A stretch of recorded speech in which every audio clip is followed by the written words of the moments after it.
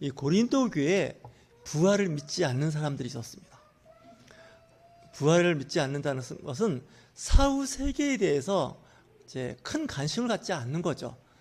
이 땅에 사는 동안에 주님을 알고 주의 말씀대로 행하다가 죽으면 그걸로 이제 우리가 할 바는 다 했다.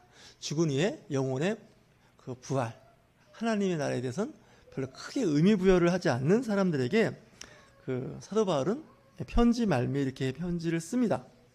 내가 먼저 받은 것을 너에게 전하는데 이는 성경대로 예수 그리스도께서 우리의 죄를 위하여 죽으시고 성경대로 3일 만에 3일째 되는 날에 부활하심을 전파하는 겁니다. 유대인들은 하루에 말미 조금 5분 10분도 하루로 칩니다. 예수님께서 부활하신 그 시간을 잘 보면 2박 3일이라고 하는데 계산해 보면 만 이틀이 안 되는 시간입니다. 다시 말해서 48시간이 안 되는 그런 이제 시간임에도 불구하고 3일 만에 내지는 3일째 되는 날에 부활했다고 말씀을 하는 거죠. 왜냐하면 금요일 날 이제 오후에 십자가에 이제 돌아가신 후에 토요일 날 오후 그다음에 이제 주일 날 새벽에 부활했으니 시간적으로 보면 그다지 무덤에 있는 시간이 길지는 않았던 거죠. 다시 얘기해서 유대인들은 토요일이 안식일이기 때문에 이제 우리 같으면 토요일 날 처형당하고 주일 날 지나고 월요일 날 부활을 했다는 그런 논리가 되는 겁니다. 근데 예수님께서 이렇게 우리에게 말씀하신 것처럼 다시 살아난다고 말씀을 하셨음에도 불구하고 제자들은 믿지를 않았습니다. 왜냐하면 지금 잘 나가고 있거든요. 많은 사람들이 이제 예수님을 따라서 다니면서 이제 예수님의 가르침에 아멘으로 화답하고 기사와 표적 가운데 하나님의 크신 능력을 보고 있었기 때문에 그렇습니다. 하지만 예수님은 죽음의 길로 가고 있는 과정이었습니다. 그리고 제자들에게 이야기합니다. 내가 십자가에 죽은 후에 다시 살아나는데 3일째 되는 날 내가 부활할 거다. 다시 살아날 것이다. 이러면서 그리고 내가 너희들보다 먼저 갈릴리에 가 있을 것이다. 이렇게 말씀하시는 거예요. 근데 제자들은 그 말을 믿지 않는 거죠. 거기에 대한 상상을 할 수 없는 그런 이제 상황이었기 때문에 그렇습니다. 근데 예수님 말씀하신 것은 하나도 땅에 떨어지지 않고 그대로 이루어집니다. 제자들보다 먼저 갈릴리에 가서 제자들을 만나게 되는 것이죠. 근데 사도 바울은 예수님의 그 사역과 또한 부활 현장에 있지 않던 사도였고 또한 그 베다니 광장 감람원이라고 그러죠. 요즘 말하면 그 올리브 동산 올리브 과수원에서 예수님께서 500명이 보는 가운데 하늘로 그 몸이 올려가는 것을 본 사람도 아닙니다. 사도 바울은. 근데 오늘 마치 사도 바울은 자기가 목격한 것처럼 이야기를 하고 있습니다. 장사 지낸 바 되었다가 성경대로 사흘 만에 다시 살아나사 게바에게 보이시고, 이 게바는 베드로를 이야기하는 겁니다. 게바, 시몬, 베드로. 성경에는 베드로에 대한 이름이 3개가 나오는데 동일한 이름이죠. 먼저 베드로, 시몬 베드로에게 보이신 후에 12제자에게 보이셨다는 얘기는 뭘까요? 여기서 12제자는 한 사람이 더 추가된 마띠아를 이야기할 겁니다. 왜냐하면 예수님의 부활의 그 소식과 또 부활 승천하신 그 모습을 가룟 유다는 못 봤습니다. 왜냐고요? 자살했기 때문에 그렇습니다. 근데 여기 성경은 12제자에게와라는 것은 그 가룟 유다를 그 빈자리를 마띠아라는 제자가 채워지게 됩니다. 유대인들은 어떤 사람을 뽑을 때 하나님의 뜻의 의견, 하나님 말씀을 이제 선택을 바라보고 있기 때문에 두 사람을 이제 명단을 올려서 제비 뽑기를 합니다. 제비는 우리가 얘기하는 행운, 운이다 이렇게 얘기할 수 있지만 이 유대인들은 제비를 뽑을 때 그 뽑힌 그것은 하나님의 뜻이다 이렇게 생각하는 거죠. 두 사람을 제자의 목록에 올렸는데 제비 뽑기를 했더니 마띠아가 된 거죠. 그래서 마띠아가 12제자의 멤버십이 되는 것이죠. 그래서 12명입니다. 그 후에 500여 형제에게 일시에 보이셨나니, 그러니까 남자만 500명이 있었으니까 거기 여자들도 있었을 겁니다. 이 당시의 기록은 항상 여성과 어린아이는 숫자에 넣지 않았기 때문에 500형제에게 보이셨다는 거죠. 그러니까 500여라고 되어 있으니까 500명이 넘는 제자, 형제들에게 보인 겁니다. 그 중에 어떤 사람은 잠이 들었다라는 얘기는 이 편지, 고린도전서 편지를 쓸 때 주후 AD 55년입니다. 예수님께서 부활 승천하시고 12년이 지난 상태에서 사도 바울이 고린도 교회에 편지를 썼으니 12년밖에 안 지났으니까 500명 중에 일부 어르신, 연세가 많은 분들, 젊은 사람도 있겠죠. 세상을 떠난 사람도 있다는 거예요. 세상을 떠났다는 얘기는 죽었다는 얘기입니다. 다시 얘기해서 이 세상에 없는 사람을 잠들었다 이야기를 하는 겁니다. 왜냐하면 마지막 때 깨어난다는 잠자는 사람은 다시 깨어난다는 얘기는 살아난다는 얘기죠. 죽었다 그러면 좀 표현이 절망적인 표현이기 때문에 성경은 잠들었다 이렇게 이야기를 하죠. 그 후에 야고보에게 보이셨으며, 이 야고보가 여러 명인데 이 야고보는 또 누굴까? 세베대의 아들 야고보가 있습니다. 알페오의 아들 야고보가 있습니다. 제자가 둘이. 근데 이 또 세 번째 이 야고보는 누구냐는 거죠. 말씀드렸지만 성경에는 동명이인이 많이 있습니다. 이 야고보는 성경학자들에 의하면 예수님의 남동생입니다. 바로 밑에 동생인데, 그러면 그걸 어떻게 알 수 있느냐? 마태복음 13장 55절의 말씀을 보면 예수님의 동생들의 그 이름이 나옵니다. 예수님께서 사역을 하실 때 고향에 가서 말씀을 전합니다.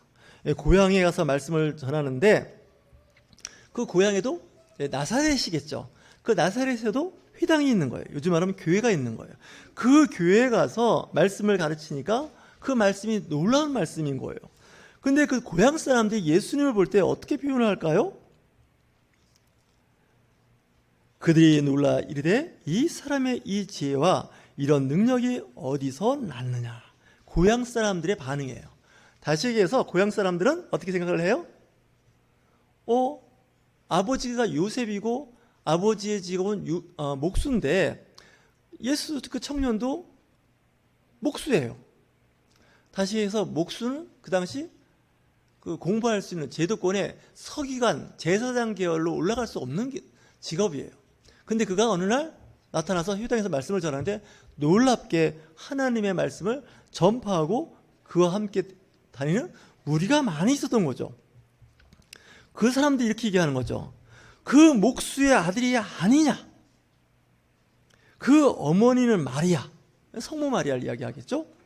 그 형제들은 야고보, 요셉, 시몬, 유다, 4명의 남동생이 있었던 거예요. 예수님은. 그러니까 요셉과 마리아의 그 아들은 5명이 있는 거죠.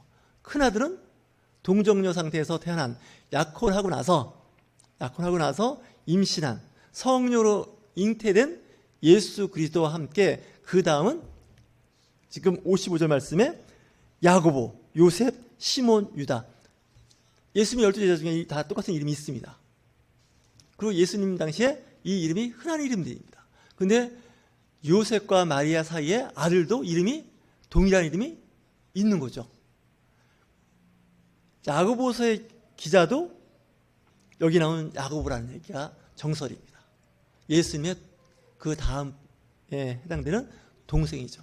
이들은 어땠을까요? 예수님이 복음 전할 때 반신반의, 믿지 않았던 사람이에요. 따라다니지 않았던 사람이에요. 근데 예수님께서 십자가에 살아나시고 부활하시고 나서 그 동생들도 제자가 된 거예요. 깨달았던 거죠. 형인 줄 알았더니 보니까 하나님의 아들인 거예요. 육체로 봤을 때는 아버지 엄마의 아들이지만 영적으로 보니까 이는 성령으로 잉태됐고 하나님의 독생자 예수 그리스도라는 거죠. 그래서 오늘 고린도전서 15장에 나오는 게바와 함께 12제자와 함께 500여 형제와 함께 야고보에게도 보였다는 얘기는 예수님의 동생한테도 보였다는 거죠. 예수님의 동생들도 나중에 형을 구세주로 믿게 된다는 거죠.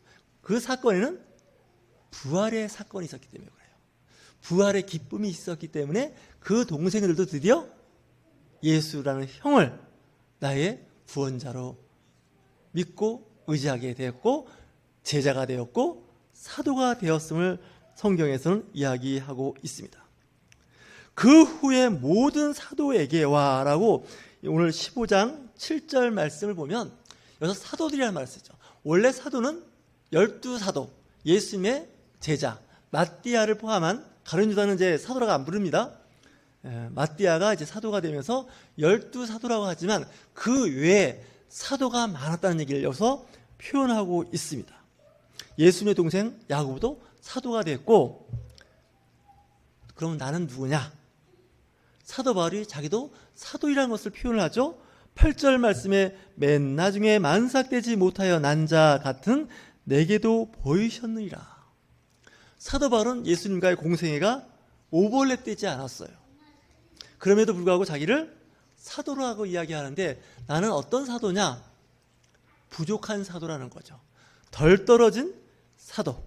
시쳇말로 이야기하면 그렇습니다. 부족한 사도인 나에게도 보이셨다는 거죠. 보이셨다는 얘기는 예수님께서 부활하셔서 창에 찔린 옆구리, 못에 박힌 손과 발의 모습을 보여준 것이 아니라 다메섹으로 가는 도중에 그의 음성을 들었다는 것이죠. 그것을 사도 바울은 뭐라고 이야기할까요? 내게 나타나 그 예수님의 존재, 예수님의 그 현현하심을 보여줬다는 거죠.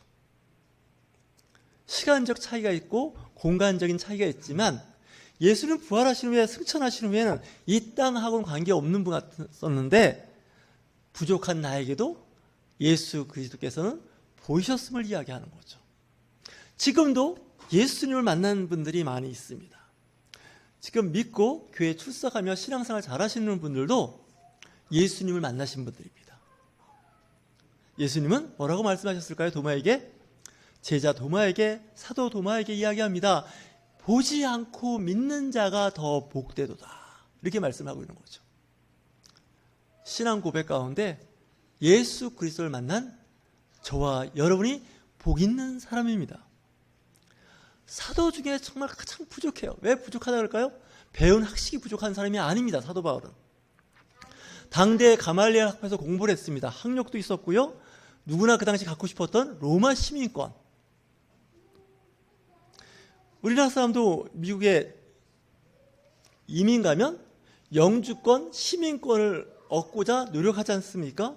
세계 최대 강국인 미국의 시민으로서의 어떤 그 멤버십을 갖고 싶어 하는 것이 이제 이민 간 사람들의, 또 미국을 좋아하는 사람들의 그런 생각인 것처럼 그 당시 팍스 로마나, 모든 길은 로마로 통한다고 했던 그 로마 시민권자였던 사도 바울,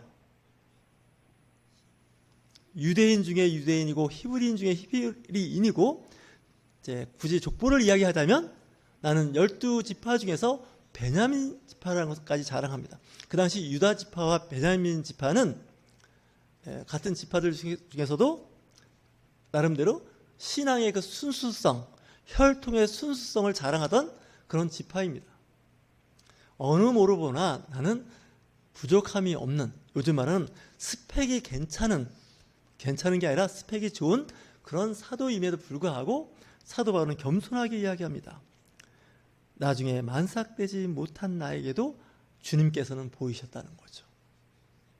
세상적으로 봐도 아니면 영적으로 봐도 나는 부족한 사람이다 라고 고백했을 때 하나님께서 오셔서 아니다, 나는 너를 사랑하고 너는 나와 함께 동행하는 임마누엘, 그 신앙 고백 위에 세워진 친구이고 마치 부관계처럼 말씀하시는 그분을 생각할 때 기쁨과 감사가 넘친다고 표현을 하는 겁니다. 늦게 배운 뭐 좀 나쁜 말로 표현하면 늦게 배운 도둑질이 밤새는 줄 모르고 한다 그러지 않습니까? 사도 바울도 늦게 주님을 만난 겁니다. 늦게 깨닫게 된 거죠. 그 열정이 얼마나 대단했는지 예수님과 같이 함께 했던, 공생애를 같이 했던 제자들보다 더 열정을 갖고 사도로서의 직분을 감당했다는 거죠. 요즘에도 신앙생활 할 때 보면 태어나기 전부터, 임신 중일 때부터 예수 그리스도를 믿고 신앙생활을 해온 사람이 있는가 하면 인생 살면서 뭐 청년 때 아니면 중년 때, 노년 때 만난 사람들이 있습니다. 모두 다 그렇지는 않지만 그 중에 일부는 태어날 때부터 신앙생활 했다고 할 수 있죠. 엄마 몸에 있으면서.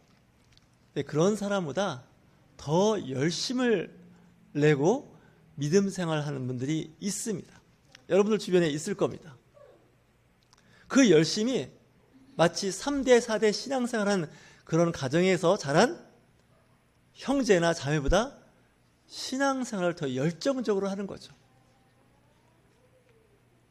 늦게 만났는데 그 늦게 받은 거에 대한 보상이라고 할까요? 더 열정을 갖고 하는 그런 사도 바울 같은 분들이 있다는 것이죠. 예수님도 그래서 말씀하시죠. 먼저 된 자가 나중되고 나중된 자가 먼저 될 자가 많다고 말씀하시는 거죠. 적거나 같거나가 아니라 오히려 늦게 예수님을 알고 신앙생활을 한 사람이 더 많을 수 있다는 거죠. 나는 우리 집안이 불교 집안이었고 또 무속 집안이었는데 이제 와서 예수 믿었다면 태어날 때부터, 태어나고 나서부터겠죠? 신앙생활을 했던 그 사람을 내가 정말 따라갈 수 있을까? 걱정 안 하셔도 됩니다.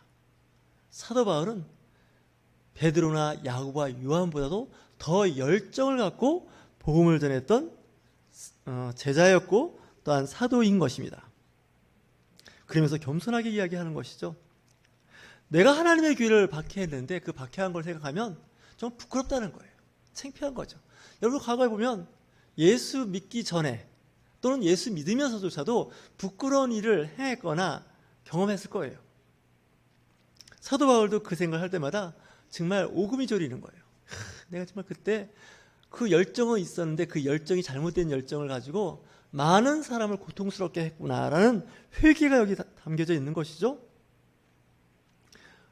그 교회를 박해한 걸 치면 나는 사도라 불려진다는 자체가 너무나 부끄럽다는 거예요. 이런 경우 있죠. 예수 믿기 전에 얼마나 내가 나쁜 짓을 했고 또 집사로 있을 때 얼마나 나쁜 일을 했는지 나중에 내가 목사 되고 보니까 부끄러워서 내 목사 된 것만으로도 감사한다는 거예요. 선교사 된 것만으로도 감사하다는 거예요. 어떤 분은 이렇게 표현할 수도 있죠. 장로가 되고 보니 그 집사 때 엉망진창으로 사는 거 창피하지만 그래도 내가 장로 되고 안수집사 되고 권사 된 것으로만으로도 너무나 감사하다는 거예요. 정말 내가 세상에 버림받고 구원의 길과는 아주 먼 사람이 될 수밖에 없었음에도 불구하고 하나님께서 나를 사랑하시사 늦게 장로로 세워지게 되고 늦게 권사로 세워지고 늦게 선교사, 목회자, 각종 하나님의 그 일꾼으로 세워지는 것에 대한 감사를 이 고린도전서 15장에서 사도 바울은 말씀을 하고 있는 겁니다. 남들보다 더 많이 했지만 과거를 돌아가 보면 정말 나는 지극히 작은 자라고 이야기를 하는 것이죠. 이렇게 된 것은 오직 하나님의 은혜다라고 이야기를 하는 겁니다. 내가 나 된 것은, 사도 된 것은, 선교사 된 것은, 집사, 권사, 장로가 된 것은 하나님의 은혜라는 거예요. 사람들은 자꾸 과거를 들추죠. 과거를 캐냅니다. 그래서 그 사람이 나쁜 점을 자꾸 이야기하는데 이건 성경적이지 않습니다. 이건 사단, 마귀들이 하는 거죠. 지금이 중요한 거죠. 회개하고 돌아오는 그들이 중요한 거고 미래지향적인 사람을 생각해야 되죠. 뭐 정치적인 것도 마찬가지고요. 유수한 경제인들도 마찬가지예요. 그들도 과거에는 부끄러운 일들이 많아요. 하지만 이제 새로운 일을 하게 되는 것이죠. 정치적인 그런 그 큰 일을 맡은 분들은 세워지기 전에 청문회를 하죠. 청문회는 그 사람의 과거를 캐는 겁니다. 과거의 생활을 이야기하는 거죠. 그래서 현재와 미래를 좀 보는 겁니다. 한편 좋은 것 같기도 하지만 또 한편 나쁜 것이 많아요. 과거에 진짜 그렇게 살았어요. 실수했어요. 잘못했어요. 어떻게 해요? 이제는 잘할 수 있는 거예요. 근데 그걸 갖고 자꾸 사람을 끌어내리거나 흠집을 내거나 망신을 주는 건 좋은 것이 아니죠. 뭐 계속 그렇게 한다 그러면 이제 좀 제재를 가할 수는 있지만 그 과거를 너무 하는 거는 좀 좋지는 않습니다. 스스로 생각해야 되는 것이 남이 지적해서 깨달을 수 있는 일은 아닌 것 같아요. 그러면서 오직 나와 함께 하신 하나님의 은혜로다라고 이제 그 부활에 대한 이야기를 일단 정리하고 있습니다. 고린도 교회 성도들이요, 부활이 있습니다. 이 세상에서 사는 것이 전부가 아니라 마지막 때 예수님이 부활하셨던 것 같이 우리도 그 부활의 기쁨에 영광에 함께 합니다. 부활의 신앙을 잊지 말아 주시기 바랍니다. 라고 편지를 쓴 것이 이 고린도 전서 15장의 말씀입니다. 왜냐고요? 그 당시 고린도 교회에 부활을 믿지 않는 사람들이 있었어요. 하나님께서 예수님을 살리신 그 기사와 표적은 예수님에게만 국한되었다라고 생각하는 사람들이 있었기 때문에 그렇습니다. 그러나 사도 바울은 이야기합니다. 하나님께서 독생하신 예수 그리스도를 그 죽음의 무덤에서 살리신 것처럼 마지막 때는 우리도 그와 같이 부활할 것을 믿으시기 바랍니다. 라고 사도 바울은 고린도 교회에 설파를 했다는 거죠. 만약에 이 부활이 없다면 우리는 세상에서 사는 그 어떤 사람보다도 정말 불쌍한 사람이고 우리가 전하는 복음은 거짓 복음이 되는 것이다 라고 사도 바울은 확대 해석까지 해버립니다. 부활을 전하지 않는 복음은 거짓이라는 거예요. 여러분, 부활을 믿으시는 저와 여러분이 되실 주의 이름으로 축원합니다.